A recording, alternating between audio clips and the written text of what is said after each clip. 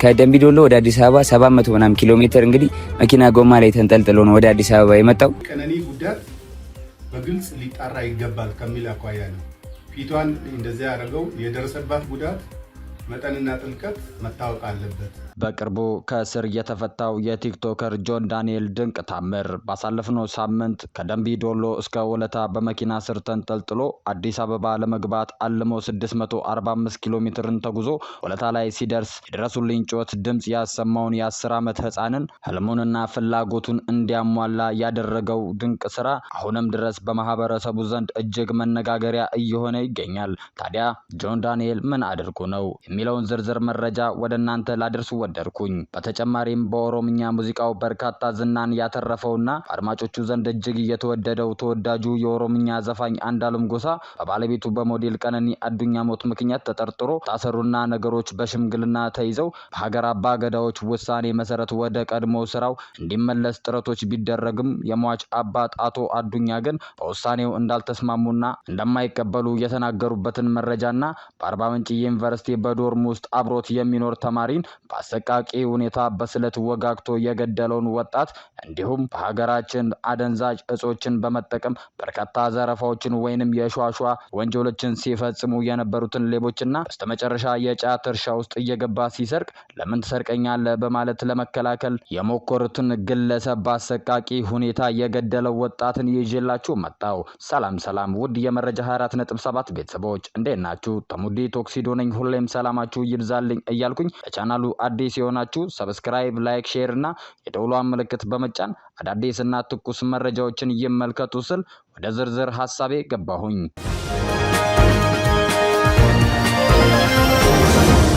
ድምጻዊ አንዱዓለም ጎሳ በገዳ አባቶች ውሳኔ ከማህበራዊ እገዳ ወይንም ጉታ ነፃ ተብሎ ወደ መደበኛው የሙዚቃ ስራው እንዲመለስ እየተወሰነ ቢሆንም የሟች ሞዴል ቀነኒ አዱኛ ቤተሰቦች ውሳኔውን እንደማይቀበሉት አስታወቁ።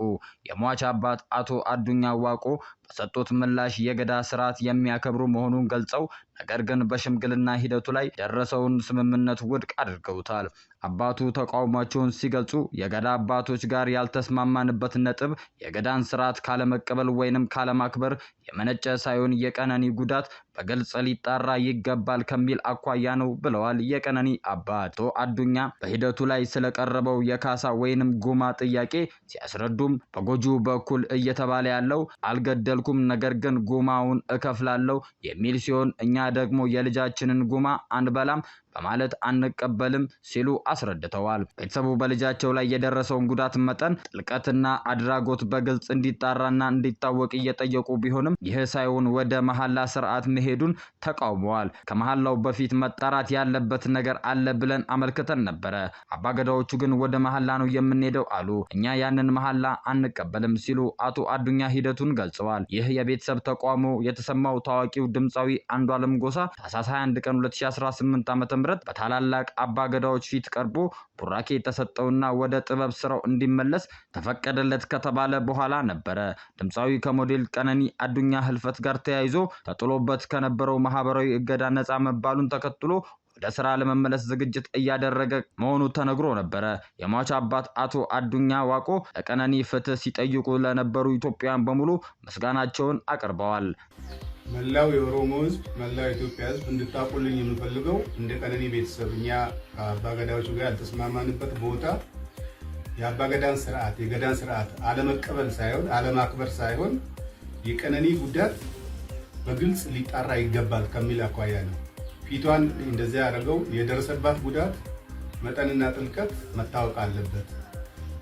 በጎጂው በኩል እየተባለ ያለው አልገደልኩም ግን ጉማ ከፍላለሁ የሚል ስለሆነ እሱን ጉማ አንቀበልም፣ ልጃችንን ጉማ አንበላም ነው ያልነው። እኛ ያለው ይሄንን ነው። ከዛ ውጪ እዛ እንትን ላይ ያልተገኘንበት ምክንያት ይሄ ነው። ሌላው ቤት አለን። ቤታችን ሁለቴ መጥተዋል። የተነጋገርነው አለ። ከመሐላ በፊት መጣራት ያለበት ነገር አለ ብለን አመልክተናል። አጣሪቼ መለሳለሁ ነው ያሉ። ቪዲዮ እንደተመለከታችሁት የሟች አባት አቶ አዱኛ በዚህ መልክ ተናግረዋል። እናንተስ ምን ትላላችሁ? የእናንተ ምላሽ ከስር በኮመንት ላይ አስቀምጡልኝ ስል ወደ ቀጣዩ መረጃዬ አለፍኩኝ። ታህሳስ 22 2018 ዓ.ም በአርባ ምንጭ ዩኒቨርሲቲ በዶርም ውስጥ አብሮት የሚኖር ተማሪን በአሰቃቂ ሁኔታ በስለት ወቅቶ የገደለው ተማሪ በእስራት ተቀጣ። በአርባ ምንጭ ዩኒቨርሲቲ ጫሞ ካምፓስ ተማሪ የሆነው የ21 ዓመቱ ተከሳሽ ናሁሰናይ ይታየው በተማሪዎች መኖሪያ ክፍል አብሮት የሚኖረውን ሟች ተማሪ ናትናኤል ጽጉን አሰቃቂ ሁኔታ በስለት ወቅቶ ህይወቱ እንዲያልፍ አድርጓል። ወንጀሉ የተፈጸመው ሚያዝያ 28 ቀን 2017 ዓ.ም በግምት ከጠዋቱ 3 ሰዓት ከ20 ላይ በካምፓሱ ግቢ ውስጥ ከሚገኙት የተማሪዎች ማደሪያ ህንፃ ቁጥር 9 የማደሪያ ክፍል 01 ውስጥ ነበረ።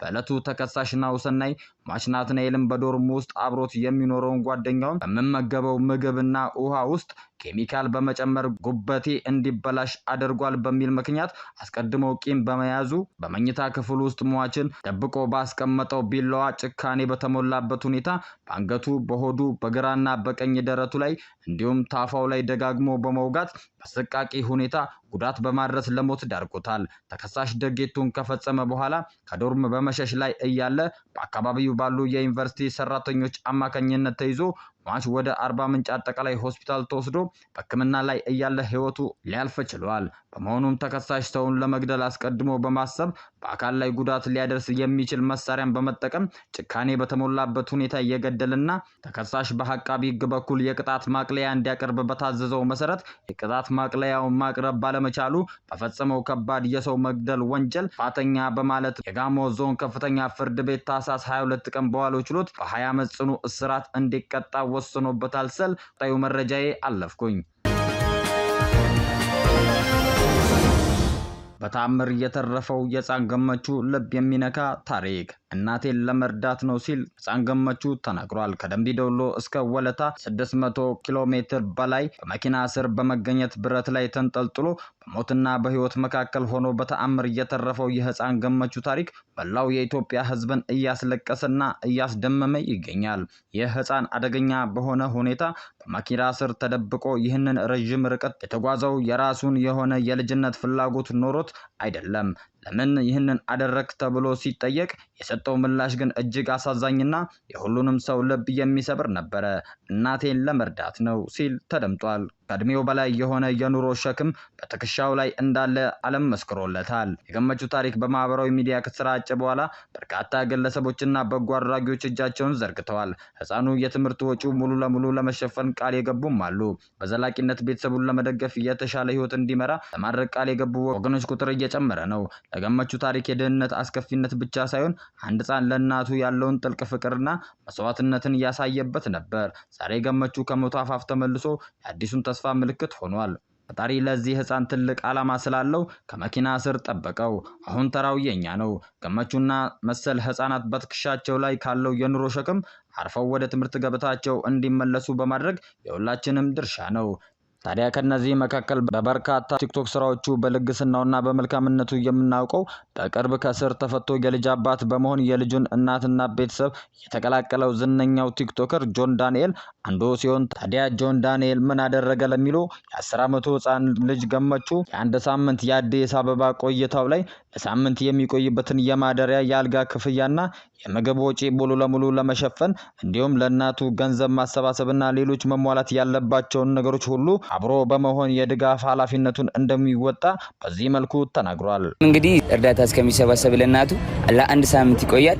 እኔም እንግዲህ የበኩሌን እንግዲህ እዚህ የሚቆይበትን የሆቴሉን፣ የምግቡን፣ የትራንስፖርቱን ኤቭሪቲንግ እኔ ከቨር አደርግለታለሁ አንድ ሳምንት። ታዲያ የታዳጊ ህፃን ገና በለጋ እድሜው በመማሪያ ጊዜው ከትምህርት ገበታው ተለይቶ እናቱን ለመርዳት በዚህ መልኩ መጓዝ ከቻለ ቢማርና ትልቅ ደረጃ ቢደርስ ምን ያህል ለእናቱም ሆነ ለቤተሰቦቹ እንዲሁም ለሀገሩ ምን ያህል ተጉዞ ኃላፊነቱን እንደሚወጣና እስከ ጥግ ህይወቱ ፍጻሜ ድረስ መጓዝ እንደሚችል አሳይቷል። ታዲያ ውድ ኢትዮጵያውያን የዚህ ልጅ የወደፊት ህልምና ዓላማ ለማሳካት የበኩላችንን እንወጣ ስል ወደ መጨረሻው መረጃዬ አለፍኩኝ። የእጽ ሌቦች ራሳችሁን ጠብቁ።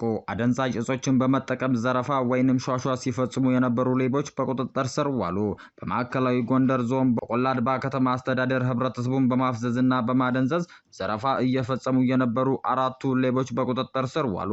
ግለሰቦቹ የተለያዩ ማደንዘዣ እጾችን በመጠቀም ሰዎችን በማፍዘዝ የሰዎችን የእጃቸውንና በባንክ ያላቸውን ብር የተለያዩ ጌጣጌጦችንና የእጅ ስልኮችን ሲነጥቁ ከማህበረሰቡ በተሰጠ ጥቆማ ፖሊስ በቁጥጥር ስር አውሎ ምርመራ ያጣራባቸው ስለመሆኑ ተገልጿል። በወንጀል ድርጊቱ ተሰማርተው የተያዙ 4 ሌቦች የመኖሪያ አድራሻቸው ሙሉጌታ አሰፋ ተካ አድራሻ ዳባት ወረዳ፣ ቢልልኝ አሰፋ አዱኛ አድራሻ ዳባት ወረዳ፣ ቻላቸው አቤ ማንደፍሮ አድራሻው አብራጅራ፣ ተመስገን ማሩ አዳል ቀበሌ 10 ሲሆን የወንጀል ቡድኑ ሊያዝ የቻለው በከተማዋ ንቁ ወጣቶች ክትትልና ጥቆማ ሲሆን ወጣቶቹ ይህንን የጀግንነት ተግባር በመፈጸማቸው ከተማችንና የህዝባችን ሰላም በመጠበቅ ለተጫወቱት የማይተካ ሚና አድናቆትን እየተቸራቸው እንደሚገኝ ገልጸዋል። ቡድኑ ለዘረፋ ሲጠቀምባቸው የነበሩ ስልቶች ማንነት መደበቅ እንደ ሁኔታው የገጠር አርሶ አደር ወይንም የከተማ ዘመናዊ ሰው በመምሰል ተመሳስለው ይቀርባሉ።